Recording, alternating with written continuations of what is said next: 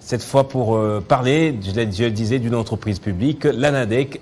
Alain Kachala est avec nous pour essayer de nous faire des mises au point en tout cas. Bonsoir Alain Kachala. Bonsoir Gaëtan Koubabouranzi, Chigueré mon ami. Merci beaucoup d'être là. Vous êtes journaliste mais également analyste indépendant. Exactement. Alors, c'est quoi cette tension dont on parle exactement au sein de l'ANADEC, ce désaveu du conseil d'administration vis-à-vis du directeur général? À la base, c'est quoi en fait? Justement, bien avant de répondre à votre question, j'aimerais faire un petit rappel historique. Ouais. En 1973, lors de notre passage, lors de l'adoption de la zarianisation de l'administration congolaise, parce qu'il a fallu créer cette indépendance au niveau de l'administration publique, le président Mobutu avait décidé de remettre les sociétés entre les mains des indigènes, entre les mains des Congolais. Alors, qu'est-ce qui s'est passé? Il a fallu créer un cadre de l'entrepreneuriat, raison pour laquelle l'ex-président Mobutu avait mis en place l'OPEZ. L'OPEZ qui était l'Office de promotion de l'entrepreneuriat zaïrois, qui est devenu plus tard OPEC, et c'est sous Félix Tshisekedi. Quelle promotion encore l'OPEC avait fait, puisque toutes ces entreprises avaient connu des justement faillites, parce que je vais vous rappeler faillite, plutôt. Je vais vous rappeler quelque chose. Vous savez que notre économie est extravertie.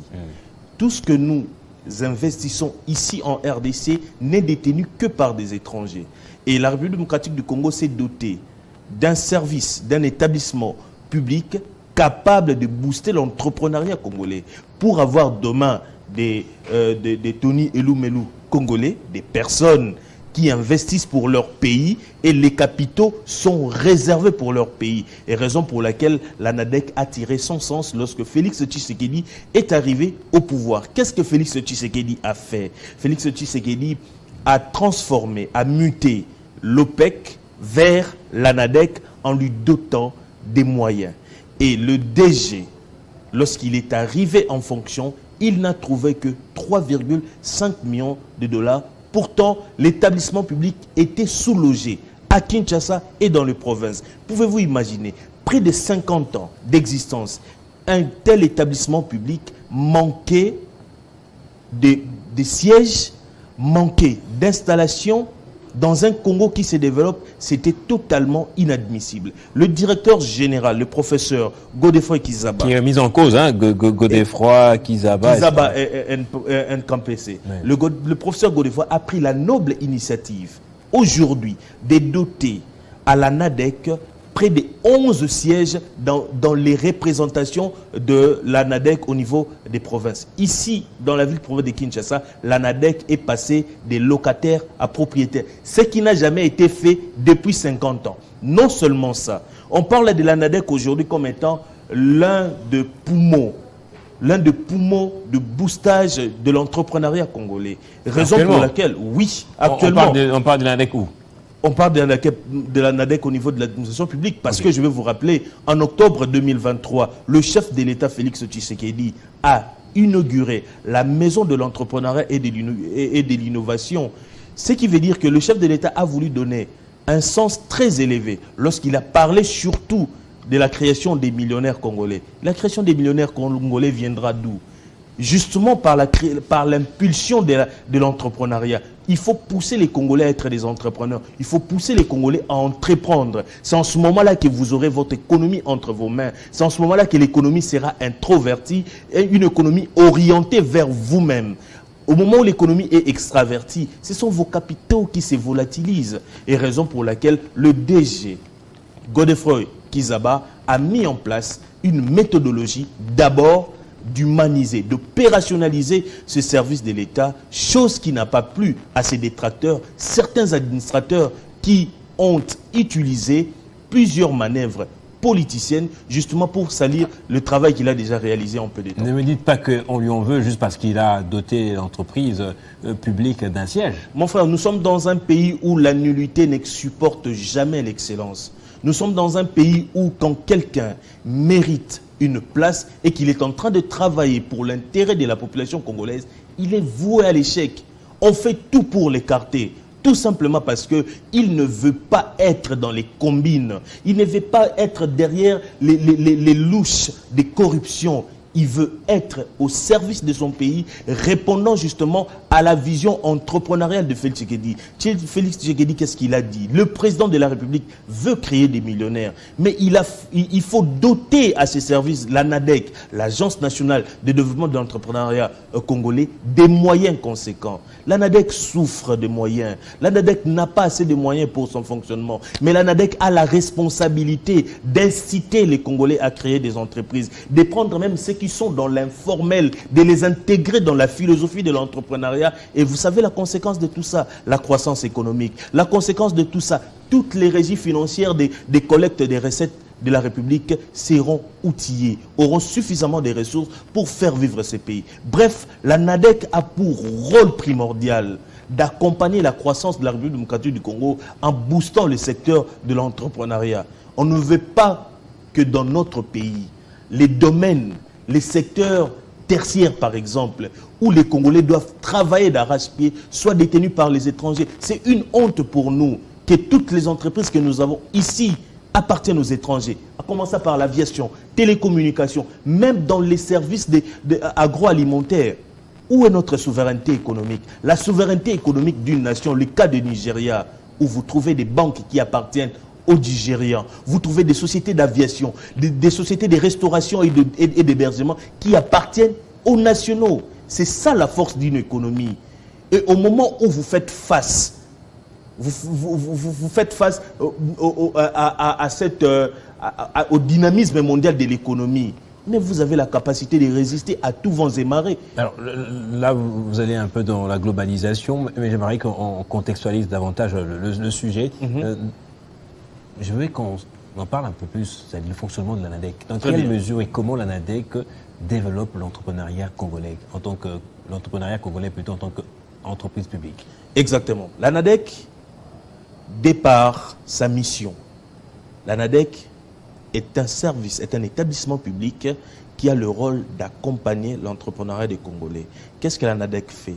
L'ANADEC crée un réseautage d'entrepreneurs congolais. L'ANADEC va même au niveau des institutions académiques pour inciter les étudiants congolais. Par exemple, aujourd'hui, en RDC, quand un étudiant finit l'université, dans sa tête, il sait qu'il va écrire un CV, il va rédiger un CV, qu'il va déposer dans une entreprise. Il est forcément un demandeur d'emploi. Exactement. Alors, l'ANADEC veut casser ces rythmes-là. En s'adaptant à la vision entrepreneuriale du chef de l'État, l'ANADEC travaille dans le sens de stimuler l'esprit entrepreneurial en ouvrant des espaces d'échange, des espaces d'interaction, en offrant à la jeunesse congolaise les possibilités de création d'emplois. C'est-à-dire, on vous donne les informations suffisantes. Parce que certaines personnes, lorsqu'ils entendent parler de l'entreprise, donc ils ne voient que des millions. Alors qu'avec des petits moyens, l'ANADEC peut vous accompagner à créer votre entreprise, avoir vos ressources et vous permettre de devenir un entrepreneur professionnel. L'objectif, c'est de faire quoi? De faire que les petites entreprises, demain, deviennent des moyennes entreprises. Les moyennes entreprises puissent devenir des grandes sociétés qui détiennent des capitaux majeurs en République démocratique du Congo. Et c'est cela même la vision du directeur général Godefroy Kizaba, qui est combattu. Pourquoi il est combattu? Parce que les 3 millions qu'il a trouvés dans la caisse de l'État, les 3 millions qui lui ont été dotés, il les a orientés dans l'achat des parcelles pour l'ANADEC, pour que l'ANADEC ne soit plus locataire. Et cet argent a permis à ce que l'ANADEC puisse être opérationnel. C'est ça le nœud de problème. Parce qu'on voulait que cet argent aille ailleurs. Parce qu'on voulait que cet argent aille dans les poches des gens. Il a dit niet. Nous travaillons pour le pays. En lingala, on dit mandat à l'État et silaka. Mandat à l'État et silaka.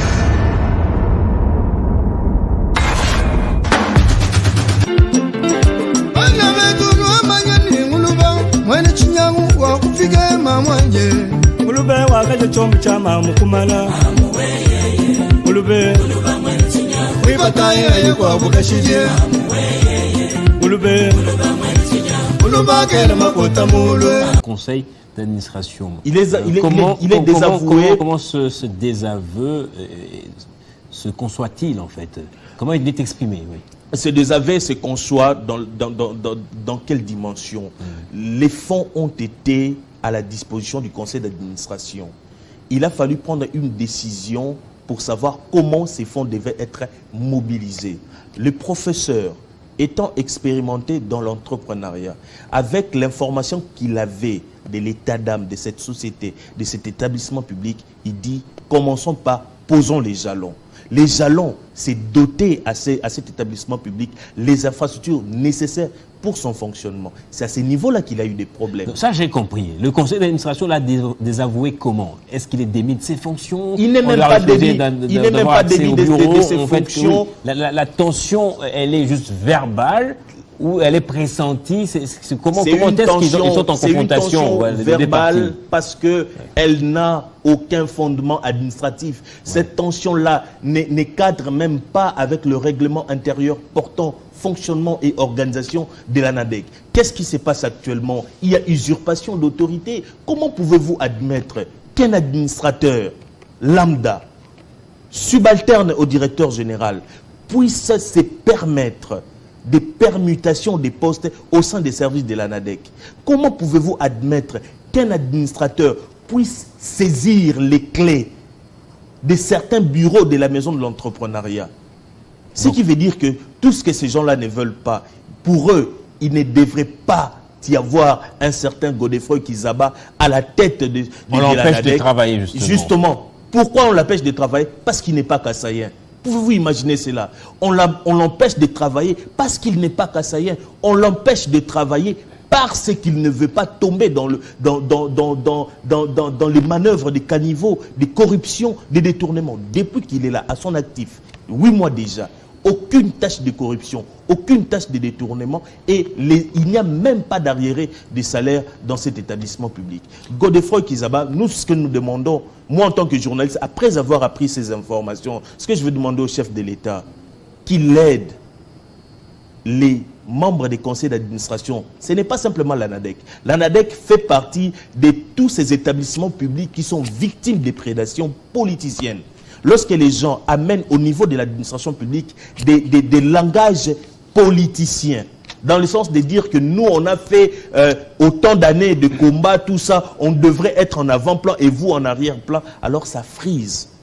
On se demande, on est où? Dans ce problème, c'est aussi parce qu'il n'est pas de l'UDPS de surcroît, c'est ça, on va dire.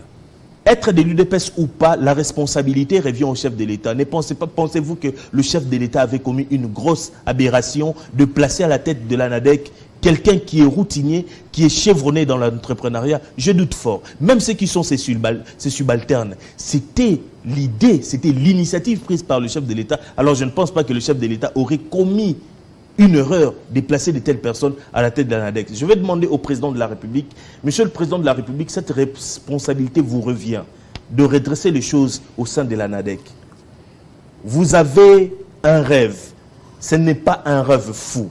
C'est un rêve élogieux de créer des millionnaires congolais. Vous voulez vous inspirer de la politique de Olusegun Obasanjo du Nigeria pour avoir demain des Tony Elumelu congolais, pour avoir des entrepreneurs congolais.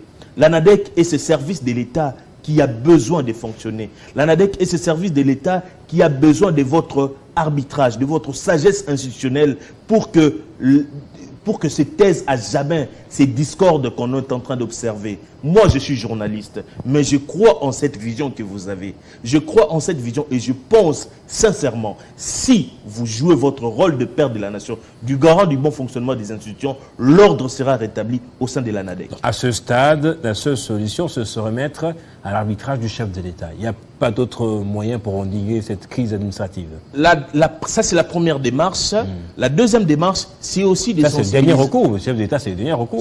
Exactement. Et une fois que le chef de l'État joue son arbitrage, le chef de l'État ne viendra pas décider individuellement. Le chef de l'État va passer par le ministre des tutelles, qui est le nouveau ministre des PME et industrie, auprès de qui je plaide vraiment une sagesse d'État. Est-ce qu'il est informé de cette affaire? Il est très bien informé de cette affaire. Il est très bien informé de cette affaire et le DG lui a parvenu toutes les informations nécessaires. Savez-vous ce qui est en train d'être fomenté? Actuellement, nous sommes en train de parler et que vendredi, c'est vendredi ici, certains membres du conseil d'administration veulent se réunir pour faire tomber Godefroy Kizaba. La raison, parce qu'il ne fait pas partie de leur vote politique. Par un vote, justement, mais lors un d'une vote réunion du conseil d'administration. Un vote qui aura lieu en violation flagrante des dispositions régissant l'ANADEC. Ce n'est pas comme ça. Ça, c'est une manière cavalière de vouloir étouffer une personne qui ne fait que remplir, matérialiser la vision du chef de l'État. Alors, cette problématique que vous avez soulevée, je n'entends pas c'est peut-être pas la première personne à le dire, c'est pas la première fois que j'entends également. Très souvent, on reproche aux non-Kassaïens le fait pour eux de n'être pas Kassaïens, en tout cas. On leur dit, nous avons combattu aux côtés d'Étienne Tshisekedi, c'est notre pouvoir, c'est nous qui devons être promus, etc. Alors, est-ce qu'il y a, on essaie de réfléchir ensemble, des possibilités de pouvoir mettre fin justement à ces vices, en tout cas, qui dérange même. Cher Gaëtan, soyons sérieux. Vous avez étudié à l'université. Pensez-vous que tous vos collègues, tous vos anciens collègues de l'université sont assis sur cette chaise? Il n'y a que vous. Il n'y a que vous. C'est quoi le reflet? C'est quoi la conséquence d'un combat héroïque? La conséquence d'un combat héroïque, ce sont les résultats sur terrain. Qu'est-ce que vous produisez en termes de résultats? Oui, vous avez mené le combat avec le feu Étienne Tshisekedi Wamulumba. Mais qu'est-ce que vous avez hérité de ces combats? C'est ce problème-là. On veut enlever dans ce pays cette psychose de mettre en avant-plan un discours état des droits, nous sommes les combattants, tout ça, Batouabo et tout ça, mais après ça, on vous donne un poste de responsabilité. Au lieu de travailler, vous ne passez que votre temps à calomnier, à mettre les bateaux dans le roue, dans le chef de ceux qui veulent travailler et remplir la mission du chef de l'État. Godefroy Kizaba n'est pas le fruit de la recommandation politique. Non, Godefroy Kizaba est là parce qu'il a reçu un appel, parce qu'il a reçu une instruction, parce qu'il a reçu une mission que le chef de l'État lui a donnée. C'est quoi son parcours d'abord? Et à la base, c'est qui?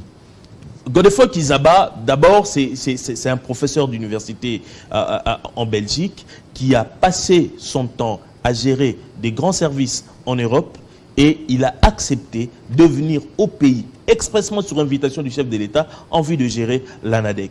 Parce que l'impulsion du chef de l'État sur l'entrepreneuriat nécessite un leadership aussi exemplaire. Raison pour laquelle, comme le chef de l'État a voulu placer à la tête de l'ANADEC un routinier de l'entrepreneuriat.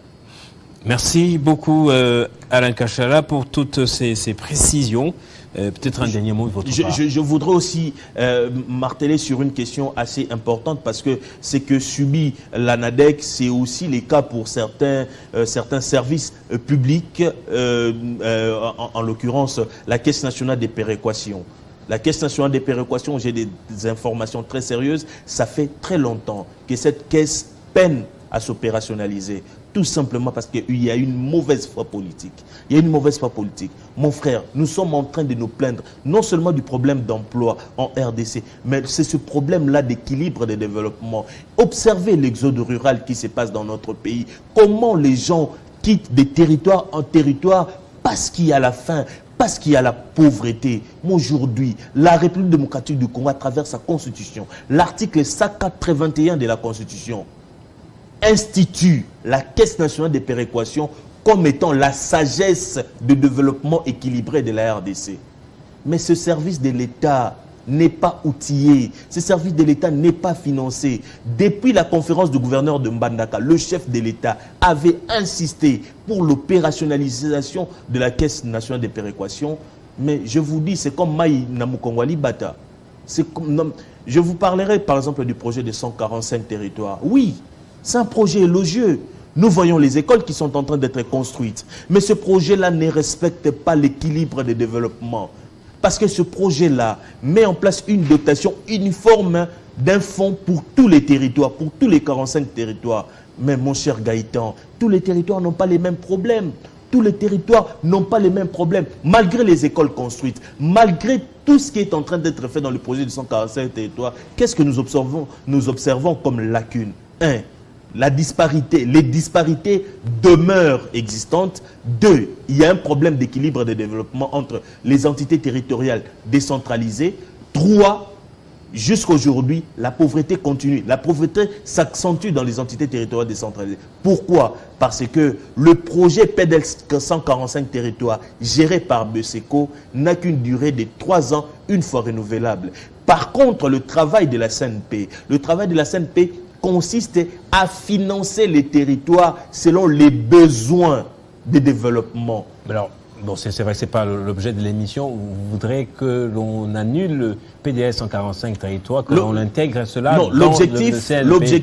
L'objectif, c'est de laisser d'abord le PDL 145. Mais si le CNP sait faire le même travail, pourquoi avoir les PDL 145 territoires? Non, la CNP ne va pas faire le même travail.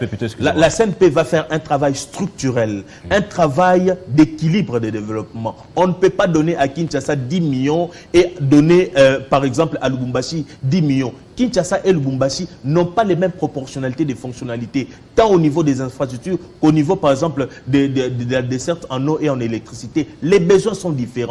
Mais c'est le spécialiste de l'équilibre de développement, la CNP, qui mérite d'être opérationnalisé. Lorsqu'on parle de l'opérationnalisation, qu'on mette des moyens. Les moyens qu'on a réservés pour la Caisse nationale des péréquations doivent être mis à la disposition de la Caisse nationale des péréquations pour permettre à la Caisse nationale de Merci encore une fois, Alain Kachala. J'espère pour le sujet de la Caisse nationale de péréquation, nous y reviendrons peut-être lors d'un prochain débat avec vous. Merci encore une fois. Merci beaucoup, merci pour cette invitation et je souhaite un fructueux mandat au directeur général de l'ANADEC, Godefroy Kizaba, qui fait un travail élogieux et qui mérite encore... Qui pourrait être démis de ses fonctions, probablement.